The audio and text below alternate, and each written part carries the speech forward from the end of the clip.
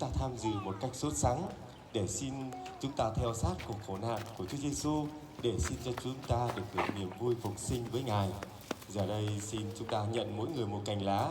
để chúng ta tiến vào nhà thờ để chúng ta cử hành thánh lễ.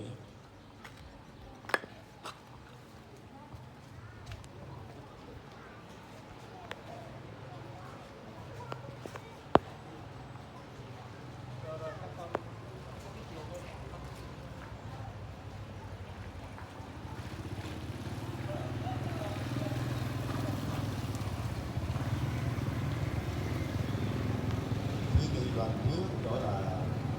hương lửa, lễ và thực tế theo sau